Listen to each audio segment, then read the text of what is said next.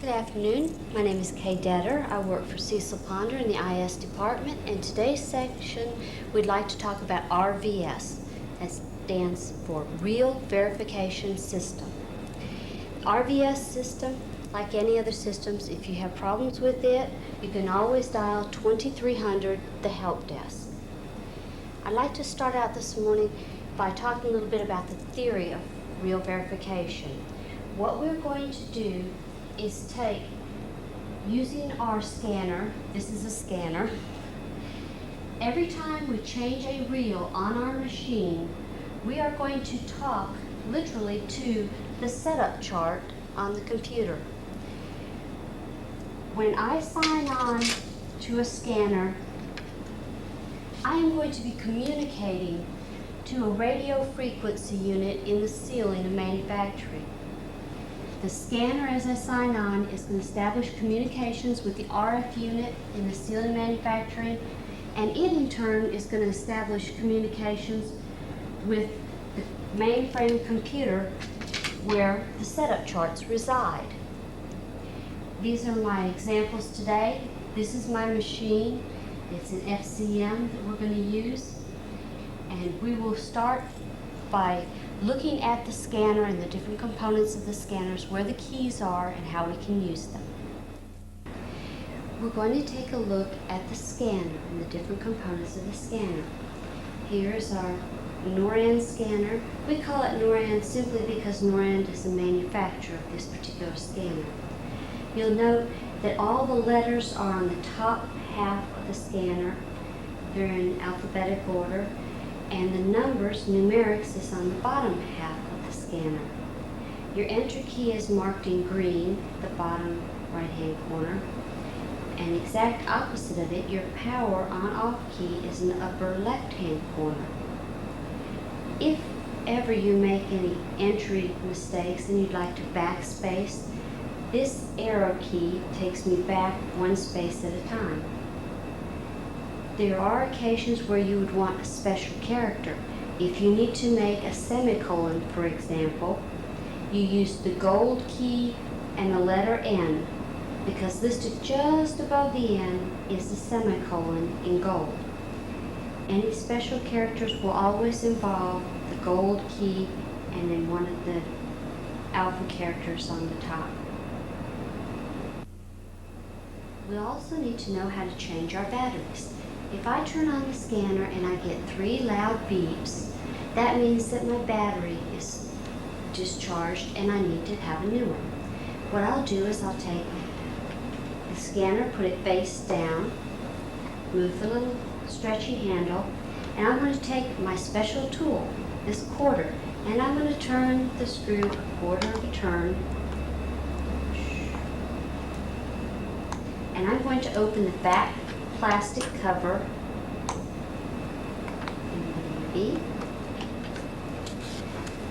Plastic cover is usually attached by a little ribbon so we won't lose it, and the battery inside has a little pigtail so I can pull it out.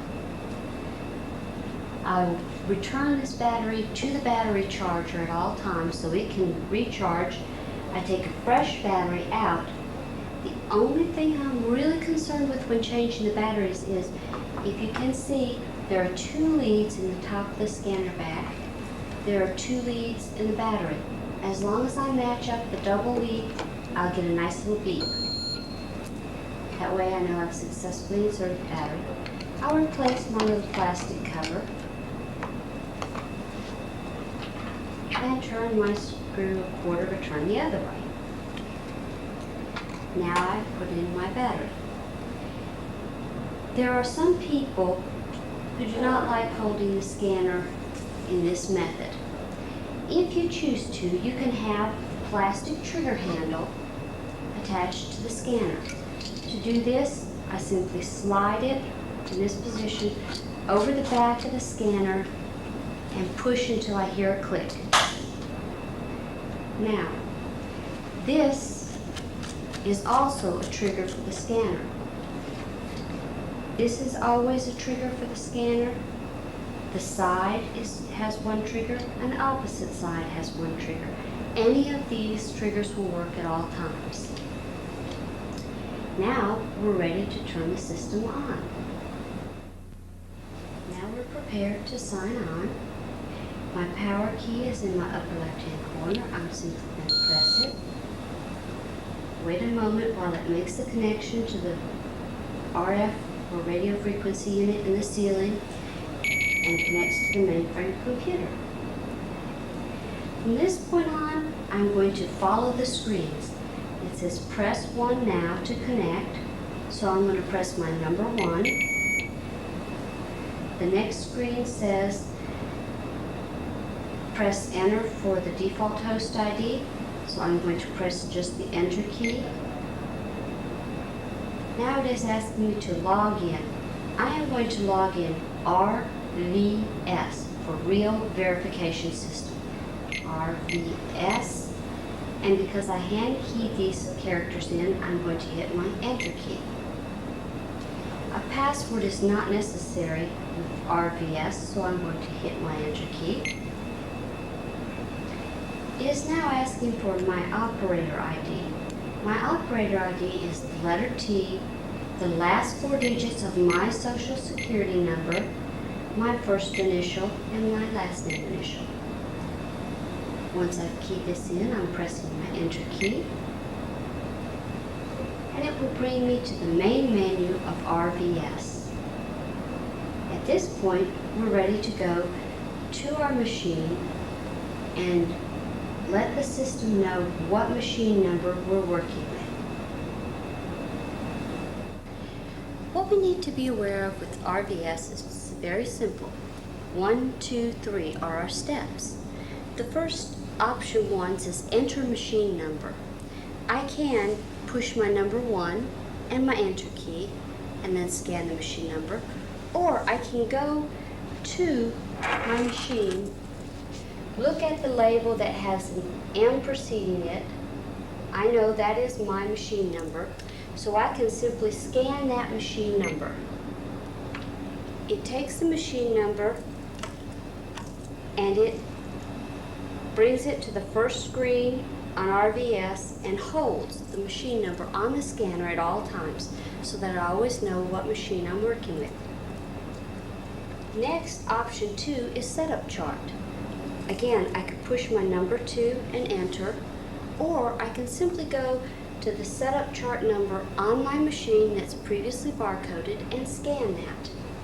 I'm scanning my Setup Chart number. When I get to this particular screen, the subassembly or Setup Chart number, it's going to ask me if I have a vol op. The majority of lines do not have a vol op. If one was required for your line, it would also be barcode labeled on your machine right below the Setup Chart number. In this case, in the example I'm prepared with today, it is not required, so I simply hit my enter key. Again, it's going to carry forward that subassembly number and hold it on the front of the screen at all times. It will also display the vol op if it's available. That's taking care of option 1, my machine number. Option 2, the setup chart or subassembly I'm building. So next, I'm going to want option 3, which is real change. I could push the number 3 and my enter key to go to the real change screen, or I can simply go to a feeder position on my machine that has a reel needing changed and scan that feeder position. When I scan that feeder position, it is going to display the position that I've scanned. It's also going to go through the RF units. It is going to talk to the setup chart on the mainframe computer, and at that time it is going to return to my scanner the part number that is required for this particular feeder position for the subassembly that I am building today. It has returned me my required part number. Now I'm going to take the reel that I'm about to put on that feeder position, and I'm going to scan the data from the reel. I have my reel now. I like to scan my part number first. As long as my part number matches, I'm going to get a nice little beep, and it's going to display the part number that I have scanned from the reel underneath the required part number. At this point, it would be a good time to tell you that if your subassembly has a TSA, if this particular part had a TSA on it, if the reel that I was scanning was a valid TSA, signed off and authorized, it would match the part number that is required. Even if visibly they are different on the screen, as long as it's a valid TSA, it will accept it as the same part. Now that I know my part numbers match, I'm just going to scan the rest of the data off this reel. I'm going to scan my vendor number, my lot date code, and my quantity. I'm collecting this data for traceability purpose. Everything came out correct. I got my message, add successful. At the bottom of the screen then, it's going to say press enter to continue. So I'm going to press my enter key. It clears out that reel change and gives me a blank screen so that I will be ready to change my next reel. At this point, I'll set my scanner down on the table. And I'd like to talk about traceability. Traceability is very important in this plant, part of the ISO 9000 certification. What we are doing is we're collecting information on each of the reels that we put onto a placement machine. I'm saving not only what part number I have put on, verifying that part number before I change the reel, but I'm also collecting the lot date code and vendor number of that reel. If we had a problem with a particular vendor, and for some unknown reason a batch of parts was bad that got into our system, I would know exactly what time this particular reel that could contain bad parts was put on my machine. That way, if I have to bring back product to rework or sort through, I only bring back the product that was built during the time period that the bad component was on my line. I don't have to bring a whole week's worth of work back to resort. I only have to bring back those at that particular time. So traceability is very, very important to our plant. I'm ready to change my next part. I go up and scan the feeder position that needs the part changed. It brings back the part number that's required from the setup chart. I take the reel that I want to put on that feeder position and I'm going to scan the part number. And there are times that because of transportation or something, the labels can be unreadable. If they get some oil or some grease on them, or they've been scratched through the barcode itself, then that label can be unreadable. We can, however, enter that data by hand. Now, if it was the vendor number that I could not read, I could hand key in the vendor number. To hand key, I would always have to push the letter V to say I am keying in a vendor number, and then the number itself, 87786, hit my enter key. The same goes for the lot date code. If the lot date code label was unreadable, I would put in a D for lot date code. Quantity, I would put a leading Q for the quantity and then the number 100. A part number, I would put a P in front of and then key the part number exactly as I see it on the reel. So any label that I can scan, I can also hand key.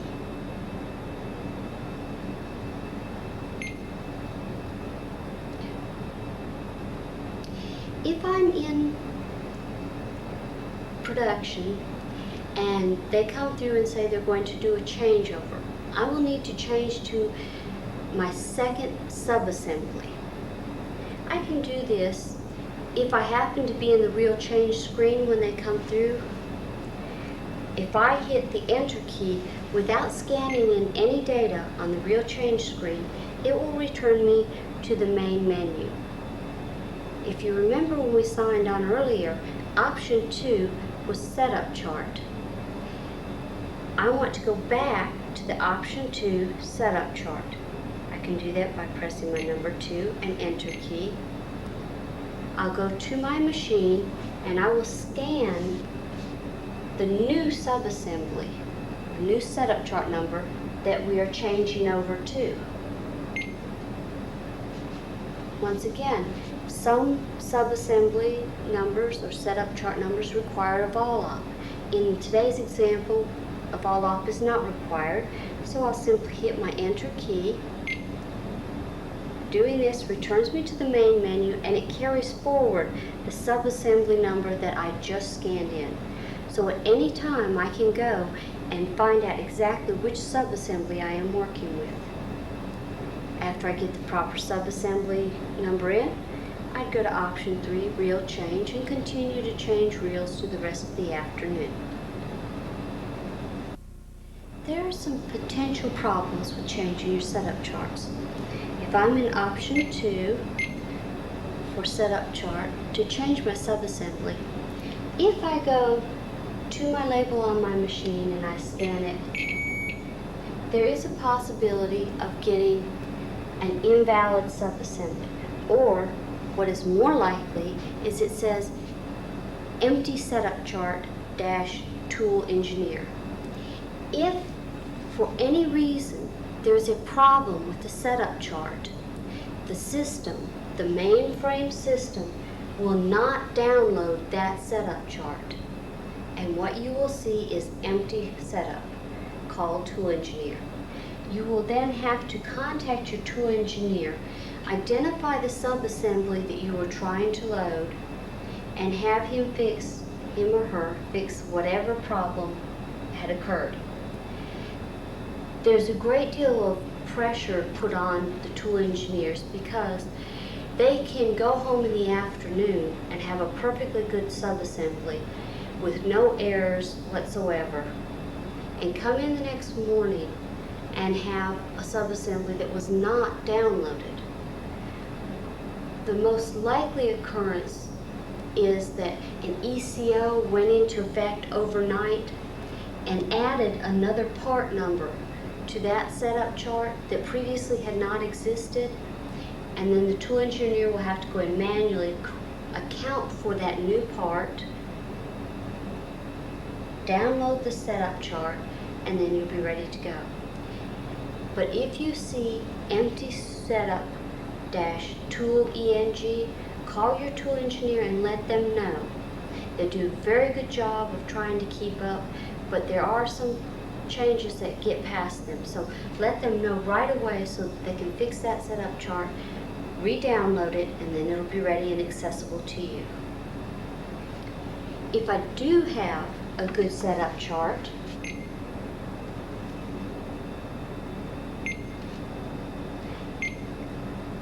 and I go into my reel change by scanning my feeder position, and it brings me back a part number. When I go to scan my reel, I can get an invalid part number. If I get an invalid part number, that means that the part number on this reel does not match the required part number from the setup chart. Do not put that reel on the machine. You'll need to do some investigation and find out. If you truly think that this part number belongs here, then the best way to verify that is to go to the A33 screen on ODIMS. We'll look at that now. We're here now on ODIMS, and we are on the A33 screen, which is our setup chart listing. I can key in my setup chart number my subassembly number, in this case 04828469, including the AA-ST. If a vol lock was required, I would have to enter the vol lock right here. I've entered my subassembly number, and I'm going to hit my enter key.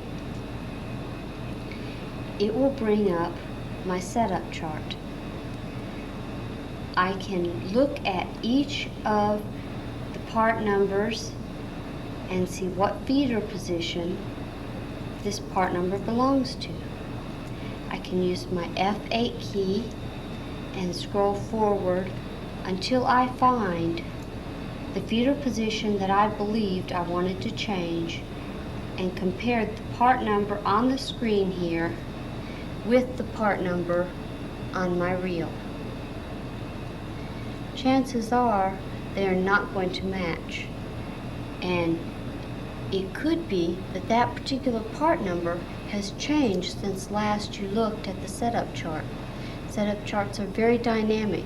They move and change constantly due to the tool engineers, also due to ECOs, TSAs, very volatile. So if ever you come across an invalid part on RVS system, if you don't believe what you're seeing on the scanner, please do go to A33 setup chart listing, and you can look there to validate it.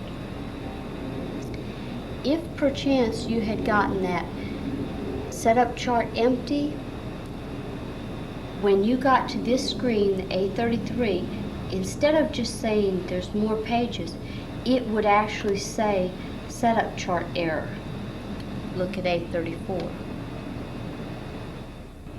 As we're working with reel verification, RDS system, labels are going to be of particular importance to us.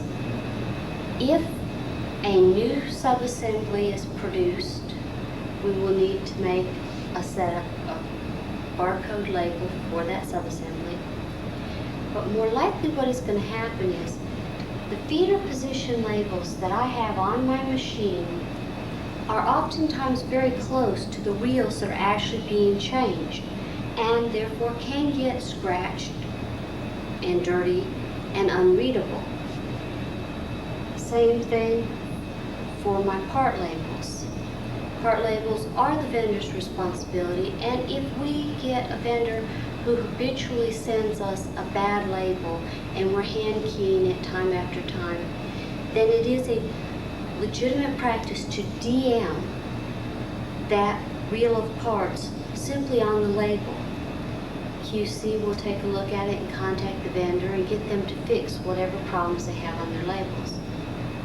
However, it's going to be the operator's responsibility if we have some chipped up labels on our machine. The operator can replace those labels. I'm going to now go to the terminal and show you how to produce labels to replace these, or machine number, or subassembly number, if the label gets damaged. We're going to go to a telex terminal, the same ones that are done for PayPoint pack out at the end of the line. The reflash area at the end of line 9 is the closest printer in HED to print barcode labels of the name and address size. At plant 2, back in the shipping office, there is a dedicated printer for name and address labels. You would go to a telex terminal, and we're going to sign on HVR1, Huntsville Region 1. When it comes up to the screen, I'm just going to press the clear key, and I'm going to key in HBC0. Stands for Huntsville Barcode 0, being the main menu. I'm then going to choose option 6, miscellaneous labels, and option 6 a second time for documentation labels. This is my label screen. How many copies of this particular label do I want? And I like the number 1.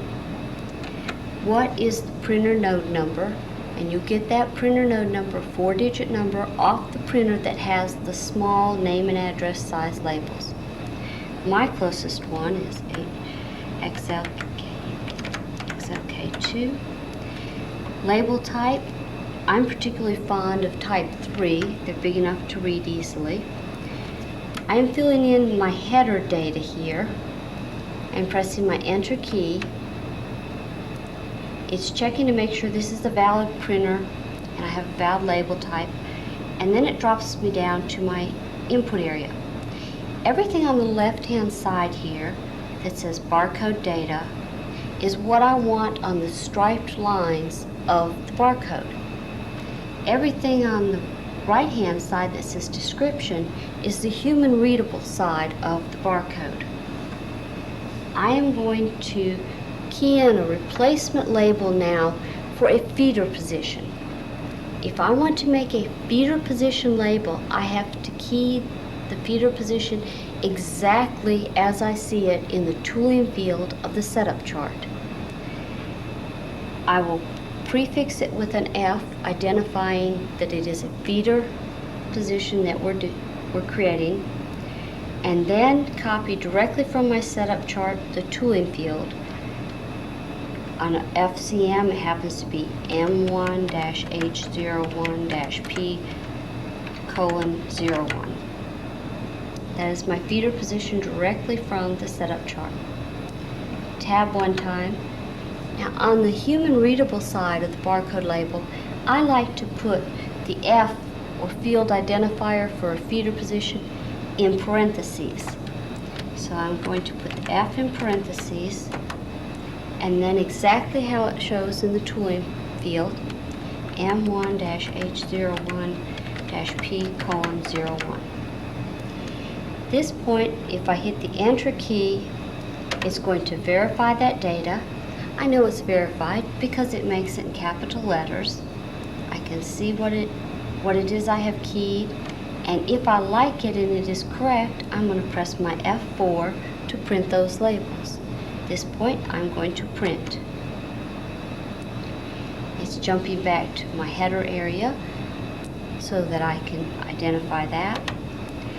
Just know that anytime I'm going to do a feeder position label, I'm always going to prefix it with an F.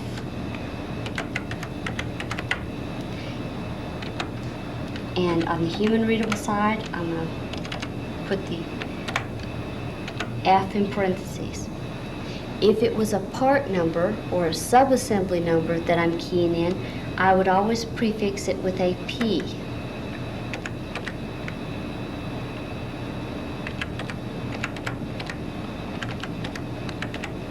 On the human readable side, I would put that P in parentheses. If it were a vol-off I needed to key, there is no leading field identifier for a vol-off. I would simply copy it exactly as I see it in the setup chart. If it were a lot date code that I was keying, I would make it a D.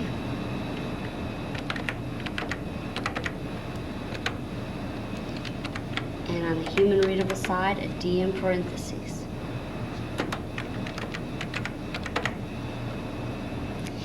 This is an example of how we could produce, the operators can produce barcode labels. If for any reason you have difficulty signing on to this system, or it gives you a not authorized to produce barcode labels, please call 2300 the help desk and we'll be happy to give you a sign-on to produce barcode labels. Thank you for your time and attention this afternoon. And as always, if you have a problem with this system or any of the other mainframe systems, be sure and call 2300 the help desk to report it.